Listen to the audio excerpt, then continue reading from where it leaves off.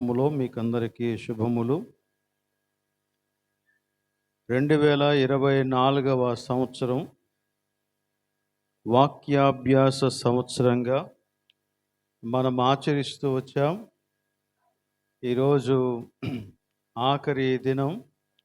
మరి కొద్ది నిమిషాలలో నూతన సంవత్సరంలోకి ప్రవేశించబోతూ దేవుని యొక్క సన్నిధిలో మనమందరం కూడా నిలిచి ఉన్న రీతిని బట్టి నేను దేవుణ్ణి స్తుతిస్తూ ఉన్నాను. ఈ సంవత్సరం అంతా దేవుడు మనకి అనుగ్రహించినటువంటి కృపను బట్టి నేను దేవుణ్ణి స్తుతిస్తూ ఉన్నాను. 3 అద్భుతమైన సాక్ష్యాలు విన్నాం. దేవుడు వారిని కంటికి రెప్పవలే కాపాడుతూ మరి ఇక్కడ వరకు తీసుకొని వచ్చిన రీతిని బట్టి నేను దేవుని స్తుతిస్తూ ఉన్నాను. 3 అయితే మన ఎదుట నిలవబడి సాక్ష్యం చెప్పారు. కానీ అవకాశం ఉంటే మీలో చాలామంది ఇటువంటి సాక్ష్యాలు చెప్పి ఉండేవారు. కానీ అందరికీ అవకాశం ఇవ్వలేకపోతున్నాం. బట్ అయినప్పటికీ దేవుణ్ణి స్తుతించటానికి మనకి ఎవరు అవకాశం ఇవ్వాల్సినటువంటి పని లేదు. కాబట్టి దేవుణ్ణి స్తుతించండి, దేవుని ఎదుట నమ్మకంగా కొనసాగండి, దేవుడు సహాయం చేస్తాడు. ఈ సంవత్సరంలో మన యొక్క సంఘంలో 6 యవనస్తులు బాప్తిస్మాన్ని పొందారు. మీకు అందరికీ తెలుసు. ఈ 6 యవనస్తులు బాప్తిస్మం పొందటం నాకు చాలా సంతోషంగా ఉంది. ఎందుకంటే వారు యవ్వన దశలో యేసుక్రీస్తుని అంగీకరించి బాప్తిస్మం పొందిన విధానాన్ని బట్టి నేను దేవుణ్ణి స్తుతిస్తూ ఉన్నాను. శామ్యుయల్ రాజ్, అలాగనే సంతోష్, ఆకాష్, మేఘన, అమృత, పావని, వీరు 6. అదే రీతిగా ఈ సంఘములో ఒక 3 వివాహాలు జరిగాయి. వివాహాలను బట్టి దేవుణ్ణి స్తుతించాం. అలానే మన సంఘము ద్వారా మిషనరీ ఆదివారాలను నిర్వహించడం ద్వారా 9 మిషనరీ సంస్థలకు మనం ఆర్థిక సహాయాన్ని అందించాం. అఫ్కోర్స్ ఈ మిషనరీ సంస్థల కొరకు వ్యక్తిగతంగా చాలామంది సహాయం చేస్తున్నారు, అలానే ప్రార్థనలు చేస్తూ ఉన్నారు. అందరినీ అభినందిస్తూ ఉన్నాను. అలానే 2 సువార్త దండయాత్రలు చేశాం. పరవాడ ప్రాంతంలోను అలానే అరకు ప్రాంతంలోనూ మనం దేవుని యొక్క సువార్తను ప్రకటించే అవకాశాన్ని దేవుడు మనకి అనుగ్రహించాడు. అలానే మన మధ్యకు అనేక మంది దైవ సేవకులు వచ్చి వాక్య పరిచర్య చేశారు. వారిని బట్టి మనం దీవించబడ్డాం. కాబట్టి వారిని కూడా జ్ఞాపకం చేసుకొని ప్రభు యొక్క సన్నిధిలో వారి కొరకు ప్రార్థన చేయటం, వారిని బట్టి దేవుని స్తుతించటం మనకి ఎంతైనా అవసరం. అదే రీతిగా మరి కొంతమంది ప్రభువునందు నిద్రించారు, కొంతమంది అయితే ప్రమాదాలను బట్టి, అలానే మరి కొంతమంది వయస్సును బట్టి.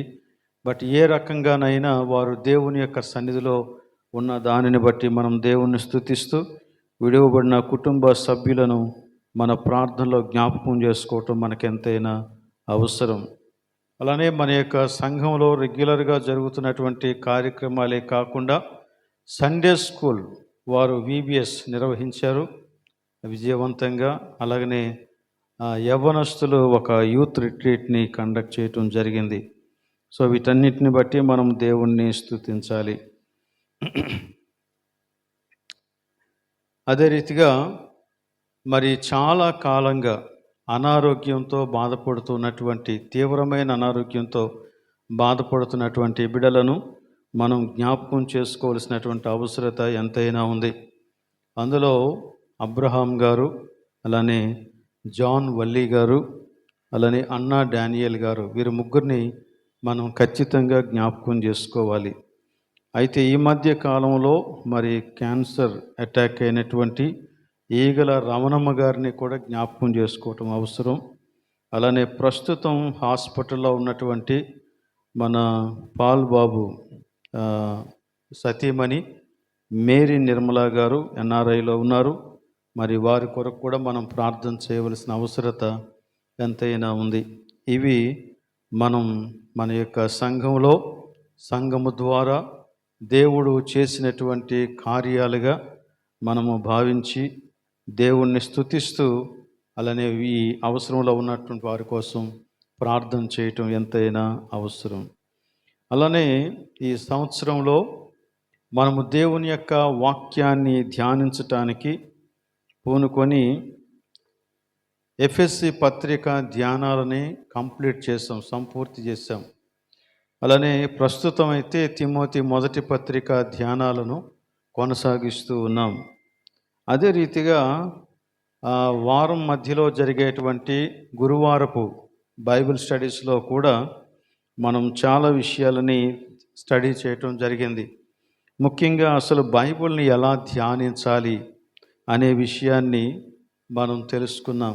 అలాగనే బైబిల్లో 66 పుస్తకాల్లో ఏముంది, ఒక పుస్తకానికి ఇంకొక పుస్తకానికి సంబంధం ఏంటి, ఆది కాండానికి ప్రకటన గ్రంథానికి మధ్యలో ఉండేటువంటి పుస్తకాలన్నిటి ద్వారా ఉన్నటువంటి సంబంధం ఏంటి, అసలు దేవుడు ఏం చెప్పాలనుకున్నాడు 66 పుస్తకాల ద్వారా అనే విషయాన్ని కూడా నేర్చుకోవటం జరిగింది. అదే రీతిగా దానియేలు గ్రంథాన్ని ధ్యానం చేశాం. ప్రస్తుతం అయితే ప్రకటన గ్రంథం పరిచయం అయింది, ప్రకటన గ్రంథ ధ్యానాలను ప్రారంభించాం. అది మరలా న్యూ ఇయర్లో కొనసాగించడం జరుగుతూ ఉంది. కాబట్టి మరి ఎవరైనా ఆసక్తిగా ఉంటే వారు ఈ గురువారపు బైబిల్ స్టడీస్కి రావాల్సిందిగా వారిని కోరుతూ ఉన్నాను. నేను 2020వ సంవత్సరంలో ఇక్కడికి రావటం జరిగింది అక్టోబర్లో. అప్పటి నుంచి ఇప్పటి వరకు 4 సంవత్సరాలు. ఈ 4 సంవత్సరాల్లో బైబిల్లోని 8 పుస్తకాలు ధ్యానం చేశాం. అంటే ఇటు గురువారపు బైబిల్ స్టడీస్లోను అలానే ఆదివారపు ఆరాధనలలోనూ కలిపి 8 పుస్తకాలు గుర్తున్నాయండి. మొదటి పుస్తకం ఏం ధ్యానం చేశాం? యోధా పత్రిక. వెరీ గుడ్, యోధా పత్రిక. అలానే తర్వాత కొరింథీ మొదటి పత్రిక, తర్వాత ఎఫ్ఎస్సి పత్రిక, ఇప్పుడైతే తిమోతి మొదటి పత్రిక. అలానే గురువారపు బైబిల్ స్టడీస్లో కూడా అపోస్తలుల కార్యముల గ్రంథం, అలానే తెస్సలోనికైలకు రాసిన మొదటి పత్రిక, దానియేలు గ్రంథం ధ్యానం చేసాం. ప్రస్తుతం ప్రకటన గ్రంథాన్ని ధ్యానం చేస్తూ ఉన్నాం. కాబట్టి అందరూ ఈ ధ్యానాలకి వస్తే మనమందరం కలిసి ఎదిగేటువంటి అవకాశం ఉంది.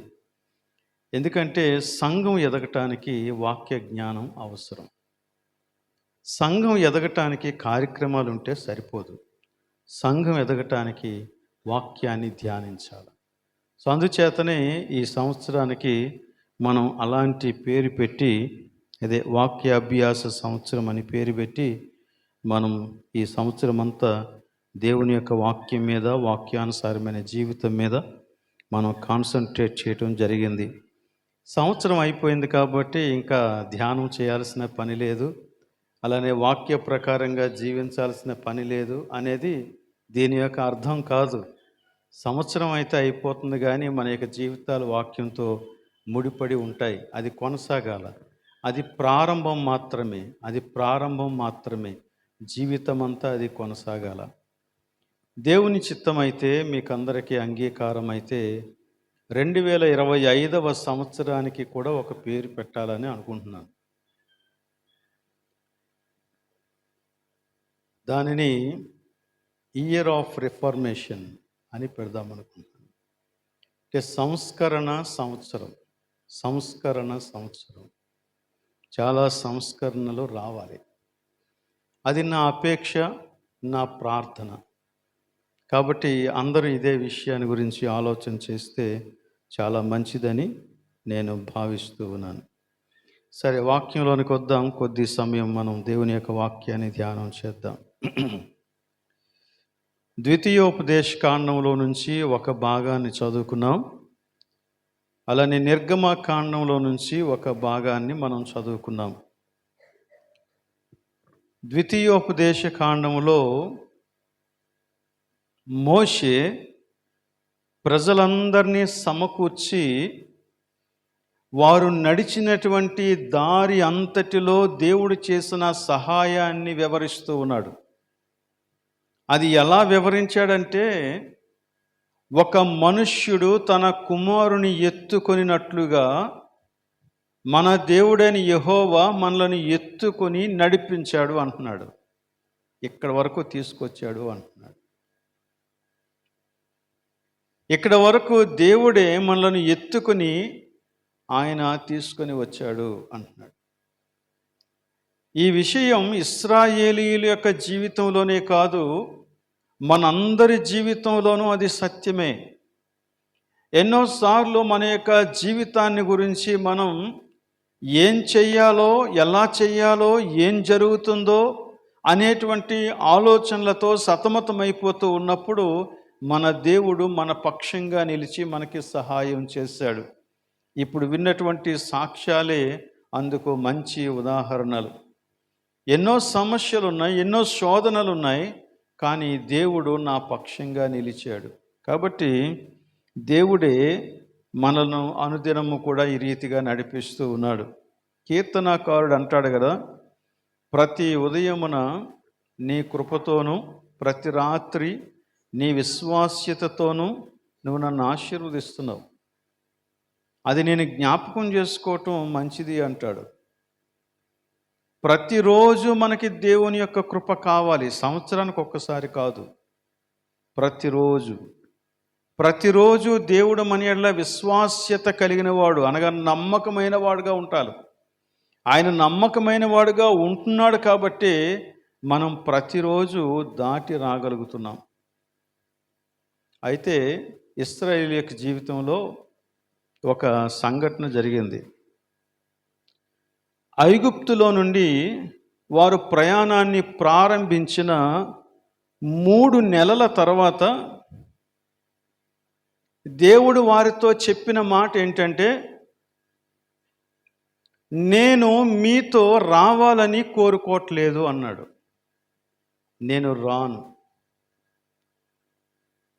కానీ నేను వాగ్దానం చేశాను కదా, వాగ్దానం ప్రకారంగా మీకు వాగ్దాన దేశాన్ని ఇస్తాను.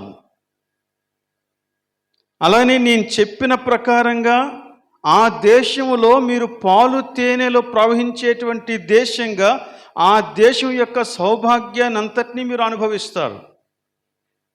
అలానే ఆ దేశంలో ఉన్నటువంటి వ్యక్తులతో, సమూహాలతో నేను నా దూతను పంపి వారిని తరిమేస్తాను, వారితో యుద్ధం చేసి మీకు కాపుదల భద్రతనిస్తాను, కానీ నేను మాత్రం మీతో రాను అన్నాడు. ఆ విషయాన్ని మనం నిర్గమకాండం 33వ అధ్యాయంలో చదువుతాం. చూడండి,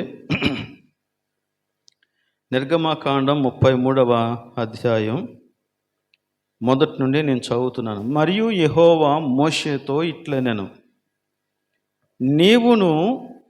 నీవు ఐగుప్తు దేశం నుండి తోడుకొని వచ్చిన ప్రజలను బయలుదేరి నేను అబ్రహాముతోనూ ఇస్సాకుతోనూ యాకోబుతోనూ ప్రమాణము చేసి నీ సంతానమునకు దీనినిచ్చెదనని చెప్పిన పాలు తేనెలు ప్రవహించు దేశమునకు లేచి పొండి. నేను మీకు ముందుగా దూతను పంపి కనానీయులను, అమోరీయులను, హిత్తీయులను, పెరిజ్జీయులను, హివ్వీయులను, యెబూసీయులను వెళ్ళగొట్టెదను. మీరు లోబడనొల్లని ప్రజలు గనుక నేను మీతో కూడా రాను. త్రోవలో మిమ్మును నేను నశింపచేస్తానేమో, కాబట్టి నేను రాను అన్నాడు. ఇది ఒక దుర్వార్త వారికి.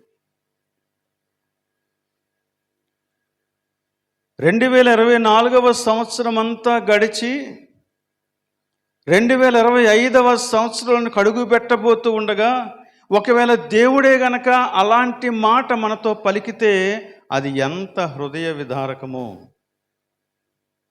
అసలు దేవుడు ఎందుకు అలాంటి మాట పలకాల్సి వచ్చింది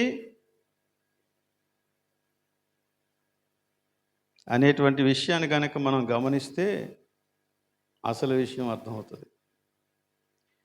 అయితే మోషే ఇలా మాట్లాడుతున్నాడండి. ఈ మాట విన్న తర్వాత మోషే ఒక ప్రార్థన చేశాడు. ఏమని ప్రార్థన చేశాడో చూడండి. 14వ వచనం అదే అధ్యాయంలో 14వ వచనం. అందుకు ఆయన, నా సన్నిధి నీకు తోడుగా వచ్చును, నేను నీకు విశ్రాంతి కలుగజేసేదని అనగా, మోషే, నీ సన్నిధి రాని ఎడల, నీ సన్నిధి రాని ఎడల అక్కడ నుండి మమ్మును తోడుకొని పోకుము. నువ్వు రాకపోతే మేము వెళ్ళం ముందుకి, నువ్వు వస్తేనే మేము ముందుకు వెళ్తాం. అసలు మోషే ఎందుకు ఇలాగ ప్రార్థన చేయాలి? అవసరం ఏంటి? దేవుని యొక్క సన్నిధి వారితో వస్తే ఏంటి, రాకపోతే ఏంటి? దేవుడు ఎలాగూ దేశాన్ని ఇస్తానన్నాడు, ఎలాగూ పాలు తేనెలు ప్రవహించేటువంటి సౌభాగ్యాన్నంతటిని ఇస్తానన్నాడు, ఏది లోటు ఉండదు, అలానే భద్రతను కూడా ఇస్తానన్నాడు. మరి అలాంటప్పుడు ఇంకా మోషే, ప్రభువా నువ్వు వస్తేనే కానీ మేము ఇక్కడి నుంచి ముందుకు వెళ్ళమని ఎందుకు దేవుని యొక్క సన్నిధిలో అంతగా ప్రార్థన చేస్తూ ఉన్నాడు? ఇది మనం తెలుసుకోవాల్సినటువంటి విషయమే. మనలో చాలామందికి దేవుని యొక్క సన్నిధిని గూర్చినటువంటి అవగాహన లేదు. కొంతమందికి దేవుని గూర్చి తెలుసంట, మరి కొంతమందికి దేవుడు తెలుసంట. దేవుడు తెలిసినటువంటి వారు లేక దేవుణ్ణి తెలుసుకున్నటువంటి వారు మోషే చేసిన ప్రార్థన వంటి ప్రార్థన చేస్తారు. కానీ దేవుణ్ణి తెలుసుకోకుండా దేవుణ్ణి గూర్చి తెలుసుకున్నటువంటి వారు మాత్రం ఏం చేస్తారంటే, దేవుడు వారికి ఇచ్చిన ఆశీర్వాదాలతో సాటిస్ఫై అయిపోతారు, సంతృప్తి చెందేస్తారు. దేవుని గూర్చి తెలుసుకోవటం ఏంటి, దేవుణ్ణి తెలుసుకోవటం ఏంటి? ఈ రెండు విషయాల గురించి మనం ఆలోచన చేస్తే మనకు అర్థమవుతుంది. దేవుని గూర్చి తెలుసుకోవటం అంటే ఆయన యొక్క శక్తి కార్యాలు, ఆయన చేసేటువంటి అద్భుతాలు, ఆయన చేసినటువంటి ఈ కార్యాలన్నింటినీ చూసినప్పుడు ఆయన ఎంత గొప్పవాడో అని అనిపించేటువంటి కార్యాలు. ఇశ్రాయేలీయులు వారి జీవితంలో ఇలాంటి కార్యాలను అనేకం అనుభవించారు. ఐగుప్తులో ఉండగా దేవుడు చేసినటువంటి అద్భుతాలన్నింటినీ చూశారు. ఐగుప్తులో నుంచి బయటికి బయలుదేరి వచ్చినప్పుడు ఎర్ర సముద్రం పాయలుగా విడిపోవటం చూశారు. అందులోంచి క్షేమంగా నడిచారు. ఆ తర్వాత వారికి నీళ్లు దొరకకపోతే నీళ్లు దొరికేలాగానే దేవుడు చేసినటువంటి సంగతిని చూశారు. ఇంకా ముందుకెళ్ళి ఆహారం అంటే దేవుడు ఆకాశంలో నుంచి ఆహారాన్ని కృమ్మరించాడు. మాంసం అంటే దేవుడు మాంసాన్ని ఇచ్చాడు. ఇంకా మాకు దాహం వేస్తుందంటే బండను చీల్చి వారికి నీళ్ళు ఇచ్చాడు. ఇలా అడుగడుగున వారి యొక్క జీవితంలో అద్భుతాలు చూశారు. కానీ విచారకరమైన సంగతి ఏంటంటే, అద్భుతం వెంబడి అద్భుతం జరుగుతూ ఉన్నా వారు ఎప్పటికప్పుడు అసంతృప్తిగానే ఉన్నారు. నెమ్మది లేదు వారికి. మాటి మాటికి విసిగిపోతున్నారు. మాటికి దేవుని మీద, సేవకుల మీద కంప్లైంట్ చేస్తున్నారు. వారి యొక్క జీవితంలో నెమ్మది వారు పొందలేకపోతున్నారు.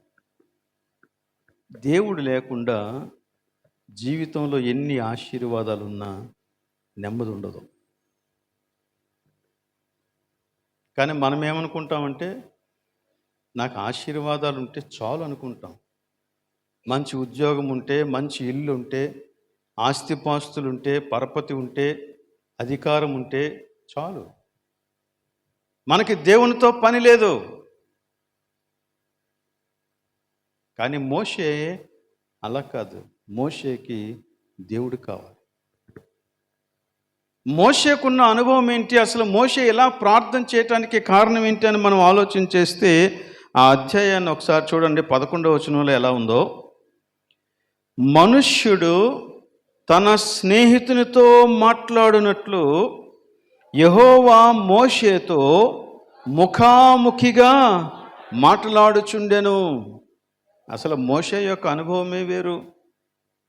మోషే అనుభవం వేరు. ఇశ్రాయేలీలు అద్భుత కార్యాలను చూశారు. చూసి దేవుడు గొప్పవాడు అనుకున్నారు. కానీ మోషే అయితే దేవుణ్ణి చూశాడు. అందుకనే ప్రతి పరిస్థితిలో కూడా స్థిరంగా ప్రభువుతో నిలిచాడు.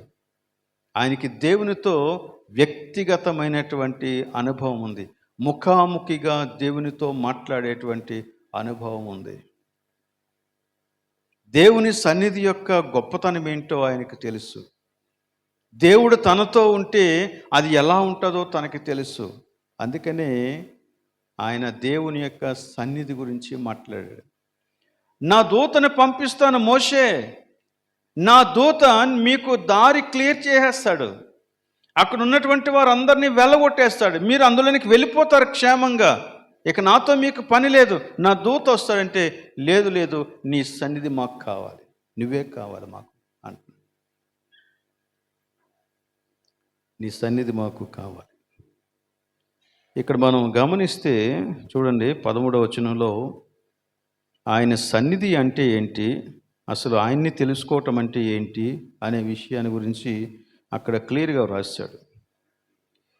13వ వచనం, కాబట్టి నీ కటాక్షము నా ఎడల కలిగిన ఎడల, నీ కటాక్షము నా ఎడల కలుగునట్లుగా దయచేసి నీ మార్గమును నాకు తెలుపుము, అప్పుడు నేను నిన్ను తెలుసుకొందును. చిత్తగించు. దేవుణ్ణి తెలుసుకోవటం అంటే దేవుని మార్గాలను తెలుసుకోవటం అంట. దేవుని మార్గాలు తెలుసుకోవటం అంటే ఐగుప్తు తర్వాత ఎర్ర సముద్రం తర్వాత మెరీబా, ఇలా ఈ సీను లేకపోతే ఇలాంటి ఈ దారి కాదు. దాని గురించి మాట్లాడడం లేదు. దేవాని మార్గములు అంటే నీ విధానాలు, నీ ఉద్దేశాలు, దేవుని యొక్క స్వభావం అంతా ఆయన యొక్క విధానాలలో మనకి బయలుపరచబడుతుంది. అందుకే అన్నాడు, నీ మార్గములు తెలుసుకుంటే నేను నిన్ను తెలుసుకుంటాను అన్నాడు. ఆశీర్వాదాలు తెలుసుకున్నవారు దేవుణ్ణి తెలుసుకోలేరు, కానీ దేవుని మార్గాలు తెలుసుకున్నవారు దేవుణ్ణి తెలుసుకుంటారు. దేవుని విధానాలు తెలుసుకున్నవారు దేవుణ్ణి తెలుసుకుంటారు. దేవుడు ఎలాంటి వాడో అది వారికి అర్థమవుతుంది.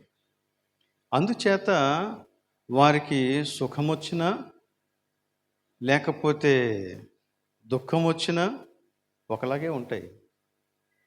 సమృద్ధి కలిగిన లోటు కలిగిన ఒకలాగే ఉంటుంది. వారు కృంగిపోరు, పొంగిపోరు, వారు దిగులు పడరు, వారు ఏమాత్రము కూడా వారి యొక్క జీవితంలో దేనినో ఆశ్రయించి దేవునికి వీపు చూపించరు.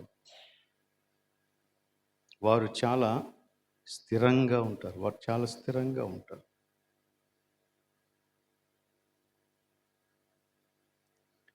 ఇశ్రాయేలీయులకిని మోషేకిని తేడా అదే. మోషేకి తేడా అదే. సరే, ఈ రోజున మరి మనం దేవునితో కలిసి నడుస్తున్నామా? దేవుని సన్నిధి మనతో ఉందా? ఇది మనకి ప్రశ్న. దినాలు గడిచిపోతున్నాయి, కరెక్టే. నువ్వు రాత్రంతా ఎదురు చూసినా తెల్లారే వరకు పడుకున్నా సంవత్సరం వచ్చేస్తుంది, కొత్త సంవత్సరం. దినాలు గడిచిపోతాయి. దినాలు గడవటానికి నీ నిమిత్తం లేదు. నువ్వు కనిపెట్టినా కనిపెట్టకపోయినా దినాలు గడుస్తాయి. కానీ దేవుడు నీతో నడుస్తున్నాడా? నువ్వు దేవునితో నడుస్తూ ఉన్నావా? దేవునికి నీకు ఆ జత ఉందా? మీరిద్దరు కూడి నడుస్తున్నారా? నడిస్తే దాని యొక్క తీరు వేరుగా ఉంటుంది. మోషే కొండ మీద దేవునితో సహవాసం చేస్తూ ఉండగా దేవుడు తనను తాను ప్రత్యక్షపరుచుకున్నాడు, బయలుపరుచుకున్నాడు మోషేకి. 40 దినాల పాటు మోషే కొండ మీదనే దేవుని యొక్క సన్నిధిలోనే ఆనందిస్తూ గడిపితే, ఆ 40 దినాల వ్యవధిలో క్రింద ఉన్నటువంటి ఇశ్రాయేలీయులు కంగారు పడిపోయారు. మాకు దేవుడు కావాలి, మాకు దేవుడు కావాలి, మాకు దేవుడు కావాలి. మోషే ఏమైపోయాడో మాకు తెలియదు. అంటే వారు అంతవరకు దేవుణ్ణి గ్రహించలేదు. నిజంగా కేవలం మోషే ద్వారా కార్యాలు జరుగుతున్నాయి కాబట్టి మోషేయే వారికి దేవుడిలా కనిపించాడు అంతే. మోషే కర్రలో మహిముంది అనుకున్నారు, మోషే మాటలో మహిముంది అనుకున్నారు, మోషే మా ముందు నడిస్తే చాలు ఎర్ర సముద్రాలన్నీ పాయలైపోతాయి అనుకున్నారు. అంతవరకే తెలుసు వాళ్ళకి, దేవుడు తెలియదు. అందుకని ఏం చేశారంటే, మోషే 4 రోజులు కనిపించకపోయేసరికి ఒక విగ్రహాన్ని చేసుకొని ఆరాధించడం ప్రారంభించేశారట. ప్రారంభించడం మాత్రమే కాదు, ఏమంటున్నారంటే, మమ్మల్ని ఐగుప్తులో నుండి తీసుకొచ్చినటువంటి దేవుడు నువ్వే అన్నారు. విచ్చలవిడిగా వారు ప్రవర్తించడం ప్రారంభించేశారు. దేవుని యొక్క సన్నిధిని వారు కోల్పోయారు. అప్పటికి ఐగుప్తులో నుంచి వచ్చి 3 నెలలు అయిందంతే. 3 నెలలు సీనాయి పర్వతం దగ్గర వారు దేవుణ్ణి తెలుసుకునేటువంటి విధానాన్ని దేవుడు వారికి చెప్పాడు. వారికి ఎర్ర సముద్రం పాయలైపోయినటువంటి అద్భుతాలు అర్థమయ్యే అంతగా దేవుని యొక్క విధానాలు అర్థం కాలేదు. దేవుని విధానాలు ఎలాగ అర్థమవుతాయి? దేవుని యొక్క ధర్మశాస్త్రంలో ఉంది దేవుని యొక్క విధానం. 10 ఆజ్ఞలు మీకు తెలుసు కదా, ఆ 10 ఆజ్ఞలు దేవుని యొక్క విధానం. వారికి అది అర్థం కాలేదు. అందులో మొదటిది ఏంటంటే, నేను తప్ప వేరొక దేవుడు నీకు ఉండకూడదు, నేను అద్వితీయ దేవుడను, నేను ఒక్కడనే దేవుడును. పైన ఆకాశం అందే కానీ, క్రింద భూమి అందే కానీ, భూమి క్రింద ఉన్న నీళ్ళ అందే కానీ దేని రూపాన్ని చేసుకోకూడదు, దానికి సాగిలపడకూడదు. దేవుని విధానాలు. అంత మాత్రమే కాదు, ఆ 10 ఆజ్ఞలు ఒకదాని తర్వాత ఒకటి, ఒకదాని తర్వాత ఒకటి, ఒకదాని తర్వాత ఒకటి చదువుతూ ఉంటే అసలు దేవుడు ఎవరు అనేది నీకు అర్థమవుతుంది. ఇశ్రాయేలీలు దేవుని యొక్క ప్రత్యక్షతను గ్రహించలేదు. అందుకే వారికి దేవుడు తెలియదు, దేవుని కార్యాలు మాత్రమే తెలుసు. ఈ రోజున నీకు నాకు కూడా అంతే. నీకు దేవుని విధానం తెలుసా? దేవుని అద్భుతాలు తెలుసా? దేవుని అద్భుతాలు మాత్రమే తెలిస్తే నువ్వు ఇంకొక స్టెప్ ఎదగవలసినటువంటి వాడవు ఈ రోజున. అదేంటంటే, దేవుని వాక్యాన్ని నువ్వు నేర్చుకోవాలి. దేవుని యొక్క వాక్యాన్ని పక్కన పెట్టేవాడికి దేవుని విధానం తెలియదు. అందులో కూడా మనకి నచ్చిన వాక్యాలే ఎన్నుకోవడం ఇంకా భయంకరం. అంటే వాక్యంలో కూడా దేవుని విధానాన్ని మనం వెతకడం లేదు. వాక్యంలో కూడా ఏం వెతుక్కుంటున్నామంటే, మనకు నచ్చేది ఎత్తుక్కుంటున్నాం, మన ఆశలను ఎత్తుక్కుంటున్నాం, మన కోరికలను ఎత్తుక్కుంటున్నాం, నాకు అనుకూలంగా ఉండేవి ఎత్తుక్కుంటున్నాం. అలా చేసినంత కాలం నీకు దేవుని విధానాలు అర్థం కావు. చూడండి, ఫిలిప్పీలకు రాసినటువంటి పత్రికలో 4వ అధ్యాయంలో 8, 9 వచనాలు అద్భుతమైనటువంటి వచనాలు. మెట్టుకు సహోదరులారా, ఏ యోగ్యత అయినను మెప్పైనను ఉండిని ఎడల, ఏవి సత్యమైనవో, ఏవి మాన్యమైనవో, ఏవి న్యాయమైనవో, ఏవి పవిత్రమైనవో, ఏవి రమ్యమైనవో, ఏవి ఖ్యాతి గలవో వాటి మీద ధ్యానముంచుకొనిడి. అంటే మీ మనస్సు పెట్టండి. దేని మీద? ఇప్పుడు చెప్పినటువంటి లిస్టు ప్రకారంగా. ఇంతకీ ఏవి సత్యమైనవో నీకెలా తెలుస్తాయి? ఏవి మాన్యమైనవో నీకెలా తెలుస్తాయి? ఏవి న్యాయమైనవో నీకెలా తెలుస్తాయి? ఏవి పవిత్రమైనవో నీకెలా తెలుస్తాయి? అది నీ జ్ఞానాన్ని బట్టి నీకు తెలియవు, దేవుని వాక్యాన్ని బట్టి నీకు తెలుస్తాయి. వాక్య ప్రమాణం కావాలి ప్రతిదానికి కూడా. అప్పుడు ఏది పవిత్రమైందో, ఏది న్యాయమైందో, ఏది మాన్యమైందో నువ్వు అర్థం చేసుకుంటావు. లేదంటే అన్నీ నీకు పవిత్రమైనవిలాగానే కనబడతాయి, అన్నీ న్యాయమైనవిలాగానే కనబడతాయి. నువ్వు ఆలోచించిన ఆలోచన అంతా కూడా నీతిగానే కనబడుతుంది నీకు.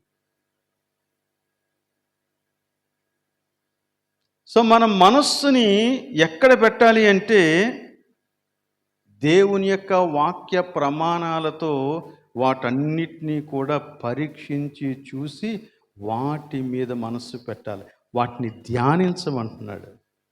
ధ్యానించండి, మనస్సును ధ్యానించండి, అద్భుతాలు ధ్యానించండి అని చెప్పలే.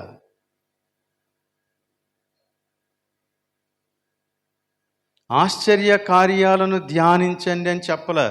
కానీ అద్భుతాలను గురించి, ఆశ్చర్య కార్యాలను గురించి దేవుని వాక్యం చెబుతున్నటువంటి మాట ఏంటంటే వాటిని బట్టి దేవునిని మహిమపరచండి, స్తుతించండి, వాటిని జ్ఞాపకం చేసుకోండి. కానీ మనకి దేవుని విధానాలు కావాలి. అది నీ జీవితానికి ఆశీర్వాదం. ఇది ఒక్కటే మర్చిపోతూ ఉంటాం మనం. ఆయన కార్యాలు జ్ఞాపకం చేసుకుంటాం నిత్యము, కానీ ఆయన విధానాలు మర్చిపోతుంటాం.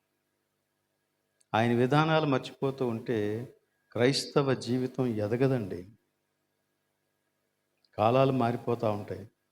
అప్పుడు మనకు అదే పాట గుర్తొస్తుంది. ఏం పాట అది? ఏమని? సంవత్సరాలు ఎన్ని గడిచినా మారదెందుకు మారని హృదయం, మానవ హృదయం అని. గడిచిపోతూ ఉంటాయి, దేవుని విధానాలు అర్థం కావు. ఇంకొక మాట ఉంది అక్కడే, ఫిలిప్పీ పత్రిక 9వ వచనంలో, మరియు మీరు నా వలన ఏవి నేర్చుకొని అంగీకరించితిరో, నాయందున్నట్టుగా ఏవి వింటిరో, ఏవి చూచితిరో అట్టి వాటిని చేయుడి. మనస్సుంచండి ఒకటి, రెండోది చెయ్యండి. పౌలు ఇక్కడ మీరు నా వలన ఏవి నేర్చుకొని అంగీకరించితిరో అని చెప్పినప్పుడు ఆయన స్వంత బోధ కాదది, ఆయన ఆలోచనలో పుట్టినటువంటి బోధ కాదది, ఆయనకు దేవుడు అనుగ్రహించినటువంటి బోధ. అదే చెప్తాడు చాలా చోట్ల. నేను ఏదైతే దేవుని దగ్గర నుంచి పొందుకున్నానో అదే నేను మీకు ఇస్తున్నాను అంటాడు. కాబట్టి ఇక్కడ నా వలన మీరు ఏవి నేర్చుకొని అంగీకరించితురో అంటే మీరు నేర్చుకున్నటువంటి ఆ దేవుని యొక్క బోధ, వాక్య ప్రకారం.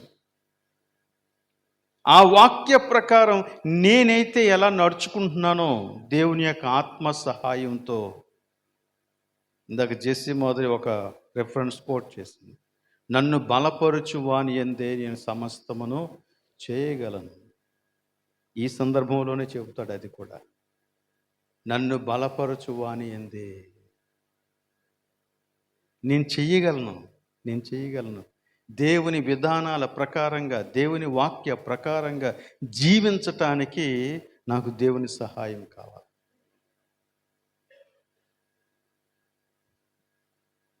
మీరు ఏవి విన్నారో, ఏవి చూశారో అట్టి వాటిని చెయ్యండి. తరతరాలకు దేవుని యొక్క ఆశీర్వాదం అందేది ఇలాగే.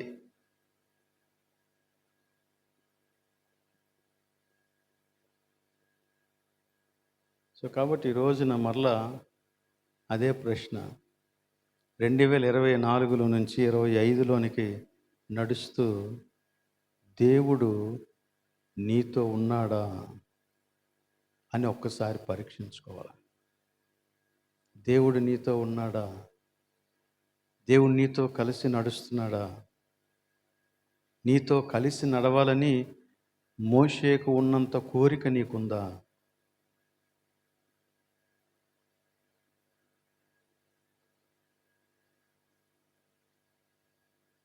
ఇది అవసరం.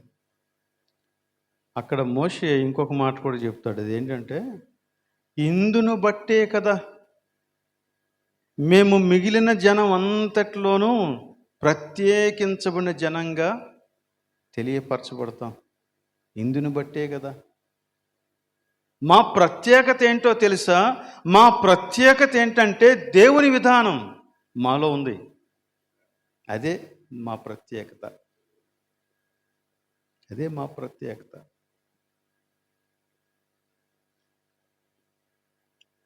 ప్రజలకు అప్పుడు దేవుడు అర్థమవుతాడు తెలుసా?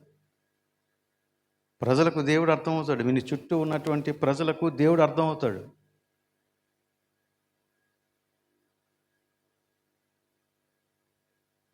వారి దేవుడు పరిశుద్ధుడు, వారి దేవుడు న్యాయవంతుడు, వారి దేవుడు తీర్పు తీర్చువాడు, వారి దేవుడు ఎవరో అనేది వారు గ్రహిస్తారు. ఈ రోజున మనం అడుగులు వేస్తూ ముందుకు వెళ్తూ ఉండగా ఈ విషయాన్ని మనం గ్రహించాలి. మోషే చేసిన ప్రార్థన ఇప్పుడు మనం చేయాలి. మోషే చేసిన ప్రార్థన ఇప్పుడు మనం చేయాలి. ఆయన చేసేటువంటి ప్రార్థన మనం చేయాలి అంటే దేవునితో ప్రతిరోజు ముఖాముఖిగా ఆయనతో కూర్చోవాలి. చాలాసార్లు మనం ఎలాగ సరిపెట్టేసుకుంటామంటే మన యొక్క ఆధ్యాత్మిక జీవిత ఎదుగుదల ఏవో కొన్ని కూడికలకు హాజరై నేను ఎదిగేస్తున్నాను అనుకుంటాం. ఏవో కొన్ని కార్యక్రమాలకి స్పాన్సర్ చేసి నేను ఎదిగేస్తున్నాను అనుకుంటాం. ఏవో కొన్ని ప్రసంగాలు వినేసి నేను ఎదిగేస్తున్నాను అనుకుంటాం.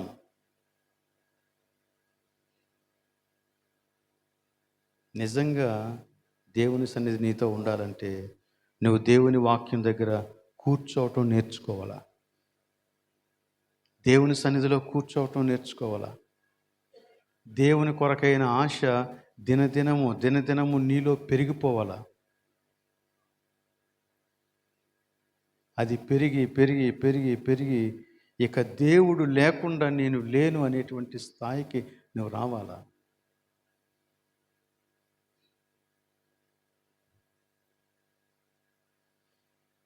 నీ తోడు చాలు, నీ తోడు చాలు, నువ్వు ఉంటే చాలు అనేటువంటి ఆ ఎక్స్పీరియన్స్ అనుభవంలోనికి రావాలి. అలా వస్తే నీకు ప్రతి సంవత్సరం ఆశీర్వాదకరమే. 2025లో ప్రతిరోజు నీకు ఆశీర్వాదకరమే. అప్పుడు సంస్కరణకు బీజం పడుతుంది తెలుసా? సంస్కరణకు బీజం పడేటప్పుడే, ఎప్పుడైతే నువ్వు దేవుణ్ణి కోరుకుంటావో అప్పుడు సంస్కరణకి బీజం పడుతుంది. దేవుడు అలా మనల్ని ఆశీర్వదించాలని కోరుకుంటూ నా ఈ మాటలు ముగిస్తూ ఉన్నాను. మనం ప్రార్థన చేద్దాం. అందరూ కూడా తల్ల ఉంచుకొని కన్నులు మూసుకొని ప్రభు వైపుకి మనం చూద్దాం. ఈ రోజున నీ ప్రార్థన ఏంటి? నీ జీవన యాత్రలో, నీ ప్రయాణంలో దేవుడు నీకేమై ఉన్నాడు? దేవుడు నీకేమై ఉన్నాడు? ఆయనతో ముఖాముఖి అనుభవం ఉందా?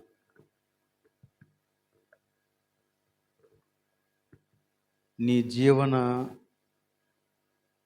పరిస్థితులన్నీ దేవుని వాక్య ప్రమాణాలకు అనువుగా ఉన్నాయా?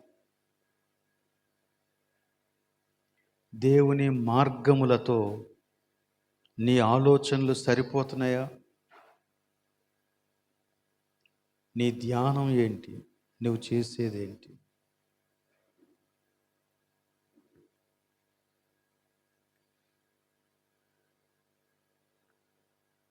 ప్రేమ కలిగిన మా ప్రభు, నీకు వందనాలు. ఈ రోజున సంఘమంతా కలిసి నీ సన్నిధిని గడుపుతూ ఉండగా మా అందరి హృదయాలలో నీ కార్యాన్ని నూతన పరుస్తూ ఉన్నందులకు నీకు స్తుతులు చెల్లించుకుంటూ ఉన్నాం. అవును ప్రభువా, మేము నీతో కలిసి నడిచే అనుభవాన్ని మాకు దయచేయండి నాయన. మా జీవితంలో కేవలం నీ కార్యాలను కోరుకునే వారంగా కాకుండా నీ మార్గాలను తెలుసుకుని నడుచుకునే వారిగా ఉండగలిగినట్లు సహాయం దయచేయమని ప్రార్థన చేస్తూ ఉన్నాం.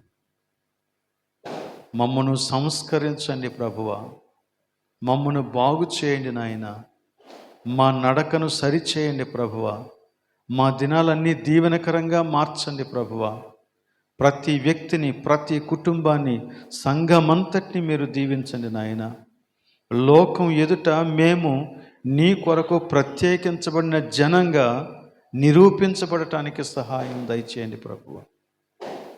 ఇట్టి గొప్ప కృప మా జీవితంలో మీరు దయచేస్తారని నమ్ముతూ ఈ ప్రార్థన మా ప్రభును రక్షకుడైన యేసు పరిశుద్ధ నామములో అడుగుచూ ఉన్నాము తండ్రి. ఆమేన్.